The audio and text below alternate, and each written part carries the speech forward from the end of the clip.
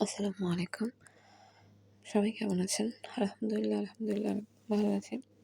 আল্লাহ যেভাবে রেখেছেন, শ্বাস নিতে পারতেছি, কথা বলতে পারতেছি, মাথার উপর ছাদ আছে, প্লেটে ভাত আছে। আলহামদুলিল্লাহ। বাবা-মার ছায়া আছে, পরিবারে ভাই-বোন আছে। আলহামদুলিল্লাহ ভালো আছি। আজকাল মানুষ খুব স্ট্রেসে থাকে। আজকাল মানুষ খুব ডিপ্রেশনে থাকে। ডিপ্রেশনের ফেজটা আসলে খুব কষ্টের। এই জিনিসটা না কাউকে বোঝানো যায় না। আপনি আপনার ফ্যামিলির সাথে আছেন, তারা দেখতেছে আপনি খাইতেছেন, কথা বলতেছেন, খাচ্ছেন, কথা বলতেছেন, ঘুমাইতেছেন। তো আপনার ডিপ্রেশন কোথা থেকে আসতেছে? ডিপ্রেশন ইভেন ডিপ্রেশন জিনিসটাই কি আমাদের ফ্যামিলিতে বা মধ্যবিত্ত ফ্যামিলিতে এগুলো আর কি কোনো ম্যাটার না। ডিপ্রেশন কি? এটা ছোটোখাটো ব্যাপার, মন খারাপ বা ঢং এগুলো মনে করে। যাই হোক, আমি আজকে এই চ্যানেলটার পেছনে শুরু করার পেছনে আমার উদ্দেশ্য ছিল যে আমি এখানে প্রোডাক্ট রিভিউ করবো, ডিআইওয়াই ভিডিও শেয়ার করবো, ছোটোখাটো জিনিস আমি শেয়ার করবো। এটা আমার একটা ফ্রেন্ড বা আমার একটা কমিউনিটি গঠন করব, যেভাবে আমি পজিটিভিটি চেষ্টা করবো, কিছু পজিটিভিটি কথা বলার, যাতে মানুষ হেল্প হয়। কারণ আমি একটা মুহূর্ত, একটা সময় পার করছি, যে সময়টা আমার মেন্টাল হেলথ আর একটা বড় কারণ ছিল এই চ্যানেলটার পেছনে, যে আমি পজিটিভিটি কিছু আপনাদের সাথে শেয়ার করব, যাতে আমি যেরকম মেন্টাল হেলথ বা স্ট্রেসের মধ্যে থেকে গিয়েছি বা ডিপ্রেশনের মধ্যে থেকে গিয়েছি, কেউ যার সামনে আমার চ্যানেলটা আসবে, সে যদি ওই ফেসের মধ্যে থেকে যায়, ওই মুহূর্তের মধ্যে থেকে যায়, তার জন্য একটু হলেও হেল্প হয়। তো আজকে আমি আপনাদের সাথে আমার মিরাকেল অফ সালাতুল আদ দোহা শেয়ার করব, কীভাবে আমি আমার অ্যাংজাইটি থেকে ওভারকাম করেছি, কীভাবে আমার স্ট্রেস, আমার ডিপ্রেশন থেকে ওভারকাম করেছি। 2020 সাল, আমি জানি না এই সালটাকে আমি কী বলবো, কারণ এই সালটাতে আমি অনেক কিছু পেয়েছি এবং অনেক কিছু হারাইছি। আমার লাইফটাকে একদম ঘুরাই দিছে এই ইয়ারটা, আমার ব্রেনটাকে ঝাঁঝরা করে দিয়েছে এই ইয়ারটা।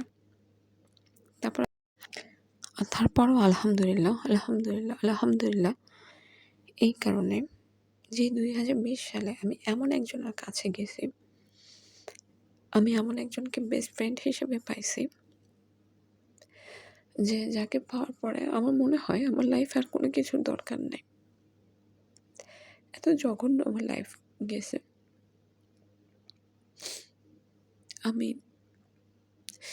যাই হোক, 2020 সালে আজকে আমি আপনাদের সাথে আমার মিরাকেল অফ সালাতুল আদ দোহা নিয়ে কথা বলবো। চাষতে নামাজ তো আমরা জানি, কিন্তু এই নামাজটা আমার লাইফে অনেক বড় অবদান। এই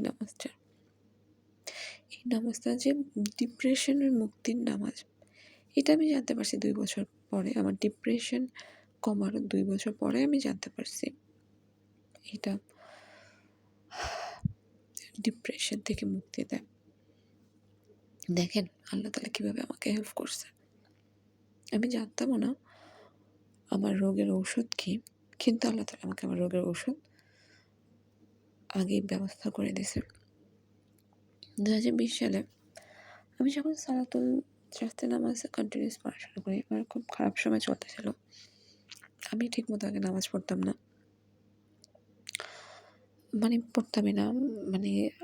ফজরটা জোহরের সাথে পড়বো, জোহরটা আসরে পড়বো, আসরটা মাগরিবে পড়বো। আচ্ছা ঠিক আছে, সব নামাজ একসাথে করে দেন এশার নামাজের সাথে পড়বো। 10টা বেজে গেছে, 10:30 বাজে, পড়ি নামাজ করতে আচ্ছা ঠিক আছে কালকে একসাথে পড়বো, আচ্ছা পরশু দিনকে, এরকম করে। লাইফে আপনি ধাক্কা খাওয়াটা খুব দরকার। আপনি ধাক্কা না খেলে আপনি বুঝবেন না আপনার লাইফে আপনার আপনকে।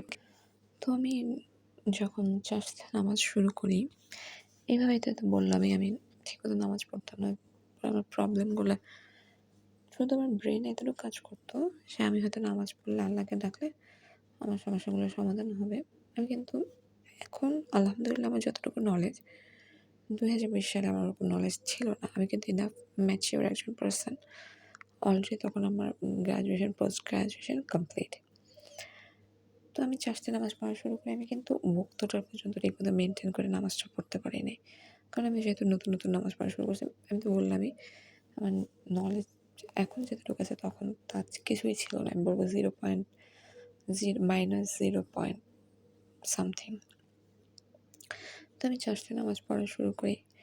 তো আস্তে আস্তে আমি আমার চারটে নামাজ থেকে আমি ওভারকাম করা শুরু করি। আমার আশেপাশে যে জিনিসগুলো ঘটতে থাকে, মাটি কামড়ে আল্লাহর উপর মানে পায়ের মাটি কামড়ে জাস্ট নিজে তো সালাতুল নামাজ আমি তখন আস্তে আস্তে পড়া শুরু করি। আমাকে বলে অনেকে যে কী নামাজ পড়তেছো দুপুরবেলা, এটা সেটা। তো আমি জানতাম নামাজ সম্পর্কে আগে থেকেই। তো আমি আর কি তখন কোনো নামাজ ছাড়তে চাইতাম না যে আমি শান্তি পাবো।